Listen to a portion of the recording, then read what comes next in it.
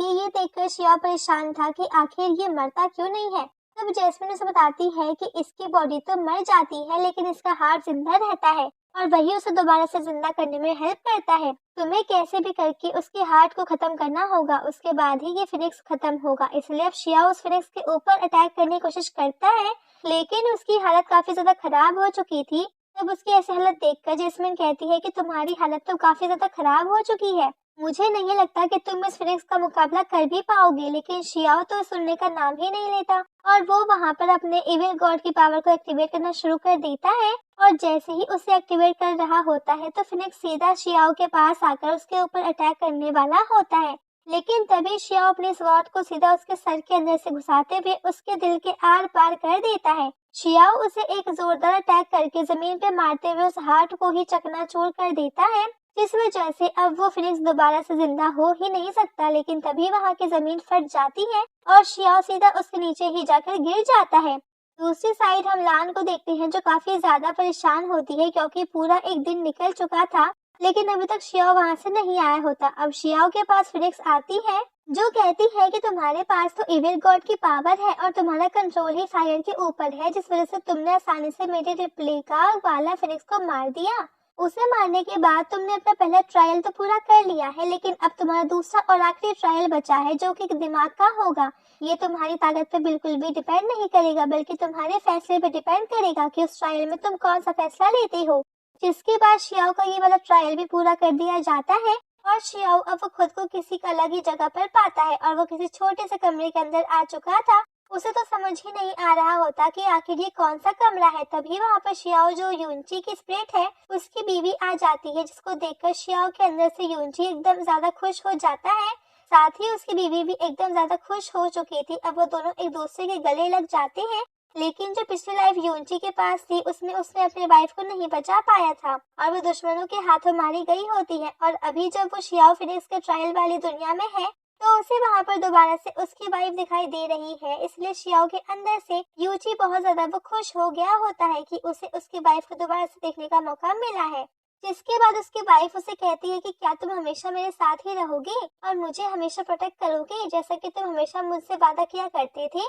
जिस पर शियाओ के अंदर से यूची कहता है कि हाँ मैं बिल्कुल हमेशा तुम्हें प्रोटेक्ट करूंगा चाहे कुछ भी क्यों ना हो जाए। लेकिन ये सुनकर तो उसकी वाइफ को काफी ज्यादा गुस्सा आ जाता है और वो अपने वहाँ पर एक और डैगर को निकालते हुए शियाओ के अंदर ही घुसा देती है क्योंकि पिछली लाइफ में भी उसने उससे वही वादा किया था कि हमेशा यूची अपने वाइफ को प्रोटेक्ट करेगा लेकिन वो उसे प्रोटेक्ट नहीं कर पाया था और उसकी जान चली गई थी। और अब जैसे ही शियाओ के अंदर वो ड्रैगन लगा होता है तो वो दोबारा से फिनिक्स के पास आ जाता है जहां उसे लग रहा था कि वो तो मर चुका है, तो इसीलिए उसने ये अपना टेस्ट बिल्कुल पूरा नहीं किया और वो इस ट्रायल में फेल हो चुका है।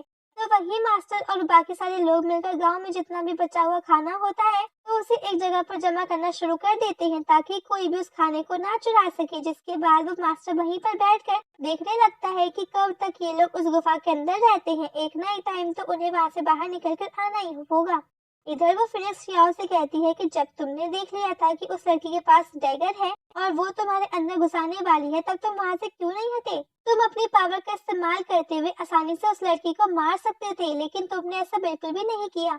तब शियाओ के अंदर से यूची कहता है कि उसका मेरे ऊपर पहले से ही बहुत सारा एहसान है, पिछली लाइफ में भी मैं उसे नहीं बचा पाया था और इस लाइफ में भले ही एक फैंटेसी क्यों ना हो तब भी जब उसने मुझे मार दिया तो मेरी जो गिल्टी थोड़ी सी कम हो चुकी है, मुझे थोड़ा सा अच्छा महसूस हो रहा है। मैं उसके हाथों 1000 बार मरना पसंद करूंगा क्योंकि मैंने उससे अपना किया हुआ वादा बिल्कुल भी नहीं निभाया। उसने मेरे हाथों में ही अपना दम तोड़ दिया था और अब जब मैं ये टेस्ट फेल कर चुका हूँ तो अब मैं यहाँ से चलता हूँ। तब फिनिक्स उससे कहती है कि तुम्हें दोबारा से रीइंकार्नेशन उसी पॉइजन पिल की वजह से मिला है और वो तुम्हें दूसरी दुनिया में लेकर आ गई है जहाँ पर तुम्हें इस शियाओ की बॉडी मिल चुकी है और मुझे पूरी उम्मीद है कि तुम्हें फिर से मौका मिलेगा जो तुमने गलतियाँ की है अब उन सभी को सुधारने का। तुमने ये ट्रायल को भी बिल्कुल अच्छी तरीके से पास कर लिया है और तुम दुनिया के 8वें इंसान बन चुके हो जिसने उस ट्रायल को पास किया हो। तुमने जो खुद को मारने का फैसला लिया वो फैसला बिल्कुल सही था। मेरी पावर लोगों को नुकसान पहुंचाने के लिए नहीं है बल्कि उन्हें प्रोटेक्ट करने के लिए है, इसलिए मैं तुम्हें अपनी पावर देने के लिए बिल्कुल तैयार हूँ। मैं तुम्हें अपनी ब्लड लाइन दे रही हूँ। जिसके बाद वो शियाओ को अपनी ब्लड लाइन देना शुरू कर देती है। साथ ही शियाओ के पास पहले से वो इविल गॉड की पावर थी इसलिए फिनिक्स बर्ड अपने एक ब्लड ड्रॉप की वजह शियाओ को 3 ब्लड ड्रॉप दे देती है, जो कि वो किसी भी नॉर्मल कल्टीवेटर से 3 गुना ज्यादा पावरफुल होगा। और उन 3 ब्लड ड्रॉप का इस्तेमाल करते हुए शियाओ उसका रिप्लिका वाले फिनिक्स को भी बना सकता है। साथ ही वो उसे एक स्पिरिचुअल पिल भी दे देती है, जिसे खाने के बाद शियाओ की पावर और ज्यादा बढ़ जाएगी। और जैसे ही शियाओ फिनिक्स की पावर को अपने अंदर डाल रहा होता है, उसके अंदर काफी ज्यादा अच्छा महसूस हो रहा होता है, जिसके बाद फिनिक्स उसे एक सीक्रेट टेक्निक भी देती है, जो कि रिकनेक्शन बुक की सबसे ज्यादा पावरफुल टेक्निक है। और ये टेक्निक इतनी ज्यादा खतरनाक है कि वो कहीं पर भी तबाही ला सकती है। और ये वाली टेक्निक शियाओ के पास सिर्फ 10 दिनों के लिए ही होगी। वो जैसे ही यहाँ पर रहकर 10 दिन पूरे कर लेगा, उसके अंदर से टेक्निक गायब हो जाएगी। या फिर अगर वो 10 दिन से पहले ही गाँव से चला जाए तो अपने आप ही उसकी सारी टेक्निक ये वाली गायब हो जाएगी, क्योंकि ये टेक्निक उसे सिर्फ इस गांव वालों को बचाने के लिए मिल रही है। लेकिन उस टेक्निक में भी जितने भी स्पेल होते हैं वो पूरी तरीके से नहीं लिखे हुए थे। उसमें से अब वो जो कुछ कुछ स्पेल गायब होते हैं। शियाओ फिनिक्स से इसके बारे में पूछता है तो फिनिक्स उसे कहती है कि तुम्हारे पास तो पहले से इविल गॉड की पावर है, तुम कल्टिवेशन करना स्टार्ट तो करो। जिसके बाद वो उस टेक्निक को वहाँ पर सीखना शुरू कर देता है। वहीं दूसरी साइड लान अब भी शियाओ के बारे में ही सोच रही होती है कि अभी तक वो वहाँ से बाहर क्यों नहीं आया। तो उसे लग रहा होता है कि शायद शियाओ अब वहाँ से बाहर नहीं आ पाएगा। साथ ही उसे पूरे गांव वालों की हालत बिल्कुल भी खराब दिखाई दे रही होती है, क्योंकि वहाँ पर वो लोग बिना खाना पानी के थे। तो बाईचुआंग लीडर की छोटी बेटी आकर लान से कहती है कि बाहर सारे के सारे लोग सो चुके हैं, इसलिए सही मौका होगा यहाँ से बाहर निकलने का। लान सभी से कहती है तो ठीक है, मैं यहाँ से बाहर जाऊंगी और जितना हो सकता है उतना खाना यहाँ पर लेकर आ जाऊंगी। इसलिए लान अब उस गुफा से निकल कर आ जाती है, जहाँ उसे सारे के सारे लोग सोए हुए दिखाई देते हैं। तब उसे एक गुफा के अंदर बहुत सारा खाना दिखाई देता है, जो उस मास्टर और उसके साथियों ने लाकर जमा कर दिया था। इसलिए लान वहाँ पर चली जाती है और अपनी अंगूठी के अंदर उन सारे के सारे खाने को जमा करना शुरू कर देती है, ताकि वो उन्हें उस गांव वालों को दे सके। लेकिन तभी वहाँ पर वो मास्टर आके अब उसके ऊपर अटैक कर देता है, क्योंकि वो सोया नहीं था। और फिर उसका मास्टर का साथी आकर लान के ऊपर ही बैठ जाता है, जिसको देखकर वो मास्टर उससे कहता है कि इसकी जान मत लेना, ये हमारे आगे और काम आ सकती है। लेकिन तभी वहाँ पर एक बहुत ज्यादा जोर की फायर फ्लेम आती है, जो उसके ऊपर अटैक करते हुए उसे वहाँ से इंजर्ड कर देती है। ये देख कर के वो मास्टर का साथी भी हैरान था और बाहर आके वो देखने लगता है कि आखिर यहाँ पर हुआ क्या है। तभी वहाँ पर उस फ्लेम बर्ड का रेप्लिका आ जाता है, जो उस मास्टर के साथी के ऊपर अटैक करते हुए बस 1 सेकंड के अंदर उसे जलाकर राख कर देता है। साथ ही अब मास्टर की हालत काफी ज्यादा खराब हो चुकी थी उस रेप्लिका की वजह से। जिसके बाद अब वहाँ पर शियाओ आता है, जो कि बहुत ज्यादा गुस्से में था, और वो आते के साथ ही सबसे पहले लान को संभालता है, कहीं उसे कोई चोट ना लगी हो। तब लान भी शियाओ को देखकर काफी ज्यादा खुश हो जाती है कि शियाओ काफी अभी तक कुछ भी नहीं हुआ। इसके बाद अब शियाओ अपने स्वॉर्ड के अंदर से उस फिनिक्स बर्ड को रेप्लिका को निकालते हुए सभी के ऊपर अटैक करना शुरू कर देता है, जहां वो मास्टर अपने स्पिरिचुअल बर्ड की मदद से उस रेप्लिका को रोकने की कोशिश करता है। लेकिन तब भी वो उस रेप्लिका बहुत ही ज्यादा स्ट्रांग होता है, वो उस मास्टर को वहां से उड़ाकर दूर फेंक देता है। ये देखकर वो मास्टर भी घबरा चुका था और वो अपनी जान बचाकर वहां से भागने लगता है, क्योंकि उसे समझ में आ चुका था कि वो अब शियाओ का मुकाबला बिल्कुल भी नहीं कर सकता।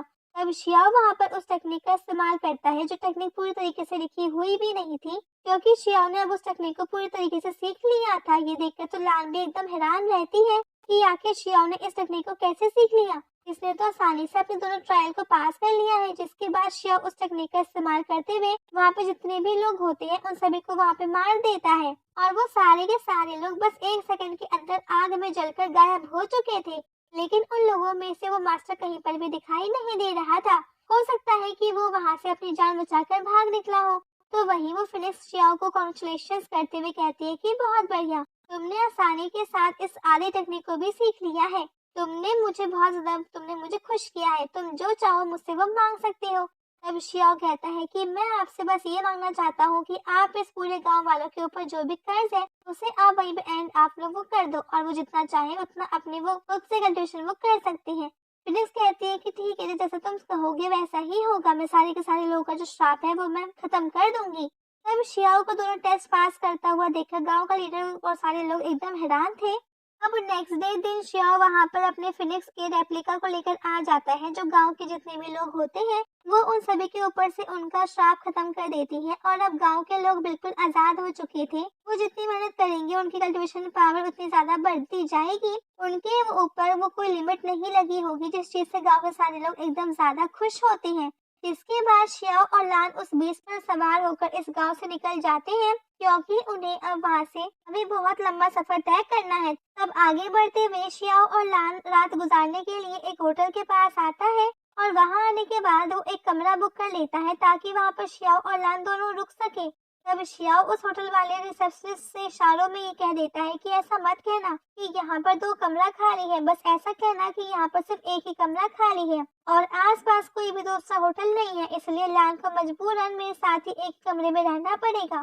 तब ये सुन के वो रिसेप्शनिस्ट भी मान जाता है। अब वो ऐसा बहाना करने लगता है कि आसपास तो कोई दूसरा होटल है भी नहीं और मेरे होटल में भी सिर्फ एक ही कमरा खाली है, इसलिए अब उस कमरे में आप दोनों के साथ में रहना पड़ेगा।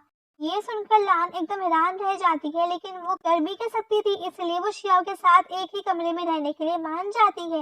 ये देखकर तो श्याओ की जो खुशी का ठिकाना नहीं रहता और फिर वो दोनों उस खाली वाले कमरे में आ जाते हैं, जहाँ पर लान बेड पे एक तकिया रख देती है, जिसमें से आधा हिस्सा श्याओ का रहेगा और आधा हिस्सा उसका। और वो श्याओ को साफ मना कर देती है कि इस लाइन को बिल्कुल भी तुम क्रॉस मत करना, वरना मुझसे बुरा कोई भी नहीं होगा।